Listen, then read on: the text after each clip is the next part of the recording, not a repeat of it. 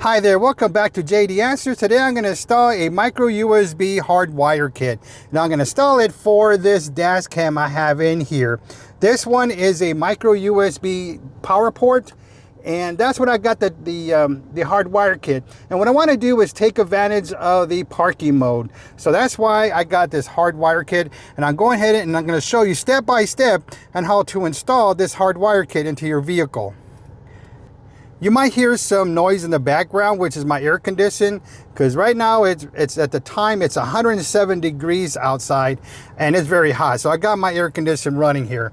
And when you install the hardwire kit, what you need to do is find your fuse box. And right here is the fuse box in here. It's actually behind this. You see this is like a little accessory thing to hold. And that is the fuse box. And that's what we're going to get into. And what we're going to do is we're going to look for which fuse that we could use. Let's go over what a hardwire kit does. Now, a hardwire kit has a built-in smart low voltage protection system. If the voltage of your car drops to 11.8 volts or 23.6 volts, the hardwire kit will automatically cut the power after 60 seconds, which leaves you enough power to start your car the next time. All right, now we need to figure out which circuit do we need. Now there's two types of circuits. There's a switch circuit that when your car turns on, power goes to that fuse. And then there's also a constant circuit. Now a constant circuit is no matter if your car is on or off, the fuse would always have power going to it. Since we know there's two types of circuits, now we need to match up the wires to the circuit. Now the hardwire kit comes with 3 wires. The accessories, which is the ACC, which is used for a switch circuit, and the BAT, the battery, which is used for a constant circuit. And for the black wire, which is the ground, will be grounded to the vehicle. What I usually do is attach this to the bolt of the fuse box. What we want to do is find out which circuit that we could use. We have an accessory and we have a battery fuse tab that we need to get into. The car is off, so what we're going to look for is a constant circuit. A constant circuit is on despite whether the car is off or on. I have this circuit tester and it's connected to the ground. And what I'm going to do now is on these fuses on each side, there's a little tap area, and you saw the light turn on there. Let's see. And right there you can see the light is on. And let me show you where it's at. And it's on that probe there, right there, on one side. And you only need to test one side. So if I go to the other side, it's on again. And you can see the light on. All right, so far we found one. All right, this is one that the light is on. What I'm gonna do is I'm gonna go ahead and test another fuse. All right, I'm gonna go to the top, the 15. And there's no light. I'm gonna go to the other side, no light. And that's what I'm gonna do to find them all. I'm gonna look for the ones that light up and don't light up.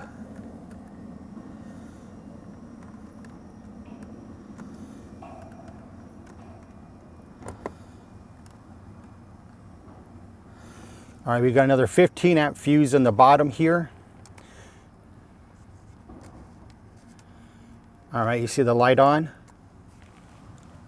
I'm gonna keep going up. Nothing, nothing.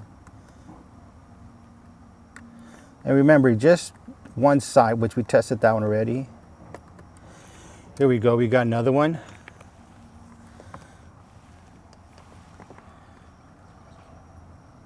Another one there. And I'm gonna go ahead and extend the viewer out so you can see the light turning on.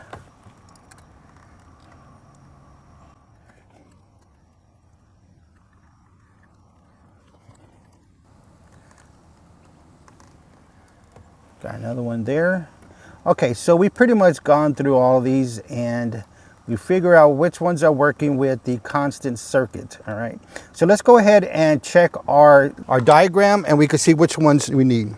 Now for the ones that worked, the fog lights was a constant circuit, and that's the number 15. And if we go back down to check it again, the light is on. We can see that it's on. So that's one that we could use. So now let's go ahead and look for a switch circuit. So I'm going to turn the car on Now, when I turn it on, that means they're all gonna be on. But I gotta test the same one to make sure it's off when the car is off.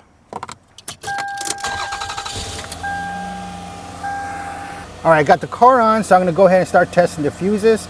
And they're pretty much all gonna be on now. So pretty much all I gotta do is really look at the diagram and see which one works, because they're all gonna be on anyway. If we look at the diagram again, we could see we got a 10 amp heater, we got a 10 amp tail lights, and we got a 15 amp cigarette lighter. So that's our power socket, so we can use that one as well. So let's check that 15 amp one. Yeah, that one turns on. So what I'm gonna do is turn off the car, and let's see if that turns off. Yeah, it does. All right, so we found the ones we need. We could use the cigarette lighter one, which is our power socket, and we could use the fog lights as our constant circuit. Now that we know which fuses we need, let's go ahead and take them out so we can know what type of fuse we need.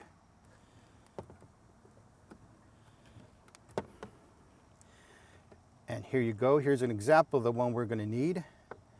All right, so we could take this out and we could compare it.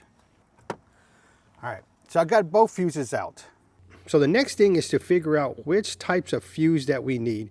And there is 5 different types of fuses. And all you got to do is go ahead and pull one out of your vehicle, and then you can match up the fuse that you need, and then you could go ahead and choose the right fuse tab. As you can see here, there is multiple types of fuse tabs to use. All right, so now let's move on. Once you find the fuse tab that you need, you could now start connecting them. So we're going to start with the battery one. So this is going to be the constant power.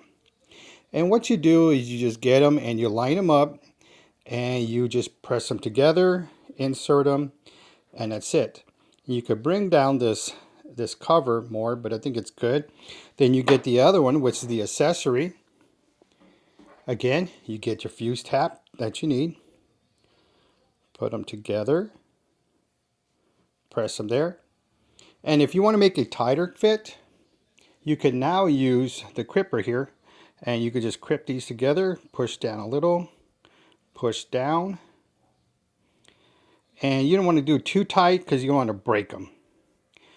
But you can create a seal, which I just did. And here I go, going to grip that one again. And there you go. So then at the end, all you got to do is just make sure that they're nice and snug, nothing's coming out, and you're ready. So your fuse tabs are ready. And then you have your ground, which you connect to anywhere, the metal surface in your car that doesn't have any paint, and that will ground this. All right, now that we got the fuses out, now we got to test each side to see which side the power actually comes into. Now we're going to go ahead and test the left side first. Let's put the prong in there. And there's nothing lit up. All right, you don't see no bright light coming out. All right, so what we're going to do is test the right side. And you can see how it lit up there. And you can see the light. When I take it off, you see the light off. Push it back in. There you go. All right, so now we know the right side has the power coming in. The left side, there is no power. So now we got to test this next side over here. All right, now we test each side. No light's going to turn on. And that's basically because the car's not on. So there's not going to be any light on. All right, so let's turn the car on.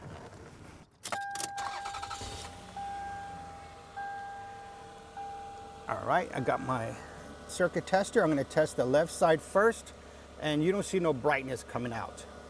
All right, so I'm going to test the right side and see if, there it goes. And there you go. See, the right side has the power and the left side does not.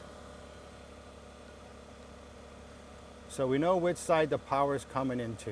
All right, so this is good. And now this is information that you need, because a few tabs need to go a certain way. Inserting them the correct way will protect your dash cam. And also, when the accessory wire loses power because you turn your car off, well, then it'll activate your parking mode in your dash cam. So that's why these wires need to be inserted the correct way. All right, so I got my fuse tab here, and I'm ready to install the fuse that I took out, and both of them are 15 amp. Now, in case your fuses did not come already in there, inserted into the fuse tap, you make sure you put that on the outside. Now, you see where these two prongs are, so when you come in, that's where you put the fuse that you came from the fuse box itself. So we're going to go ahead and insert that one in there. And there you go. See how that's in there? That's how you want it. The original fuse that came in from the fuse box goes first from the prongs, go up, and then the outside will have the fuse that came with the hardwire kit. All right, so we'll do the same thing to the other side. All right, now we're ready to install these. Now remember, we had to make sure we had the right side. Now we know the power on the fuse box was on the right side, okay? So that means when there's wires coming into your fuse tap here, the wires coming in, and you had to put this side here on the one that has the power, not the inside one. The outside needs the one that has the power. So when we put these in, they're going to go this way, and that's what we need to make sure we go back. And that's for the closed circuit and the constant circuit. So let's go ahead and put these in. All right, I'm going to start with the yellow wire first, and I'm going ahead and insert that one in. All right, this is the fuse tap of this, and remember the power is on the outside of the cable, and that's where we got to put on the right side. So they're going to go like this. So let me go ahead and get in there and do that.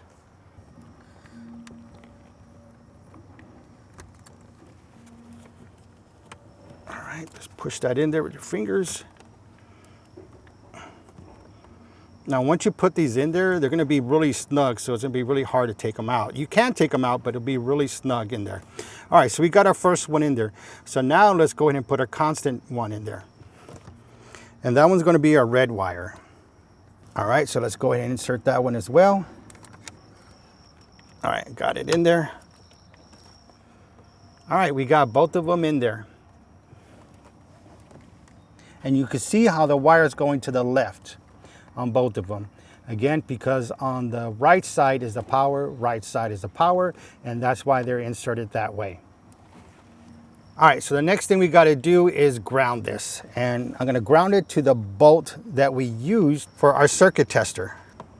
All right, for the ground wire, I'm going to use this bolt so I could ground the unit. So I'm going to take this, loosen the bolt. I don't have to take it out, I just got to loosen it. All right, so now I have the ground, and I'm going to go ahead and insert it between the metal of those two.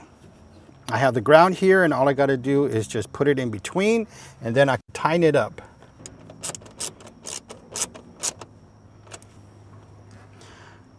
All right, so I got the ground in, the fuse taps in, so all I got to do now is test the unit.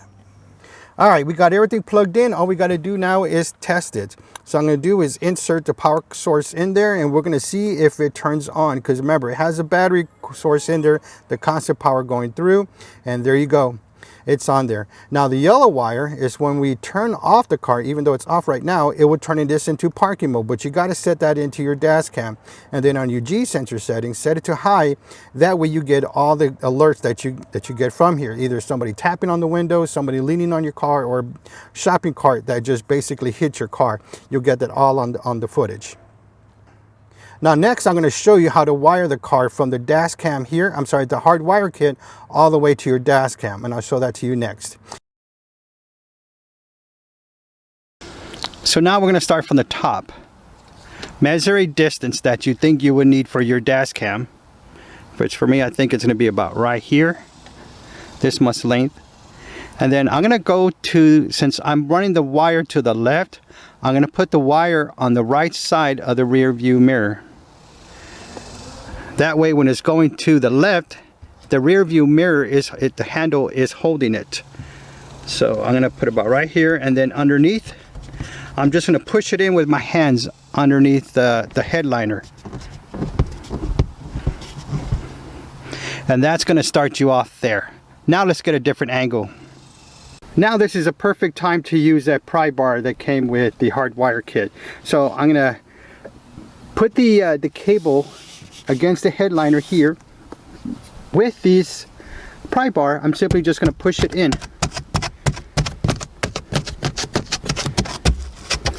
That's how easy it is. All the way to the end.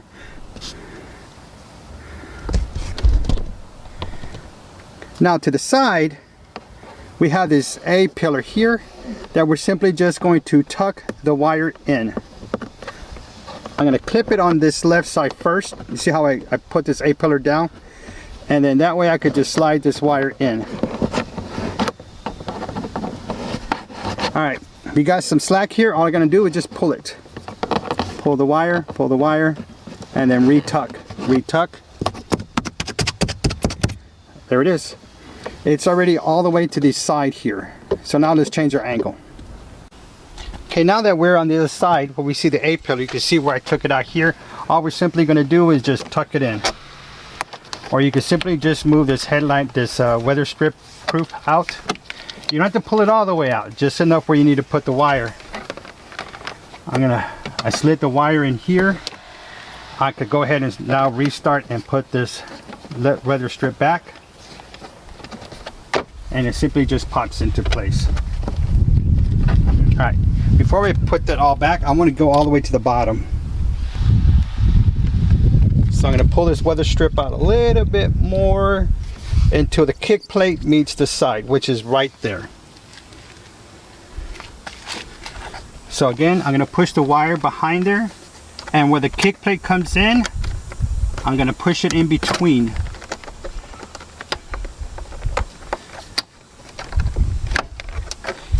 Very tight there. I'm just going to push it with one hand and go in there. And the pry bar, just push it in. It's all the way in. Now I can just put the weather strip back. All we got left is the slack now. And we're going to put it behind here on the top. We're not going to put it by the brake or by the gas pedal. We're going to put all the slack behind there. All the slack is right behind here. You can see some of the wires right here. See how it's on towards the dashboard here and away from the pedals. All right, looks good. All the wires are hidden. Everything's on the headliner, and it comes over here to the rear view mirror. Now, even if you think you have too much slack, all you got to do is push the slack more underneath the headliner. That's how easy that is. Now, if this video was helpful for you, please give me that thumbs up. I appreciate that for you. Now, if you really want to say a thank you, go ahead and hit that thank you button in the bottom to donate to JD Answers to provide more equipment for you guys to see step by step. If you're interested in this product, I'll put links in the description down below. Don't forget to hit that subscribe button and select all notifications for all upcoming videos, because I got more dash cams and more hardwire kits coming out soon. If you have any questions or comments about this video or any products I have, leave them in the comment section down below and I'll get back to you. Thank you for watching, and don't forget to subscribe.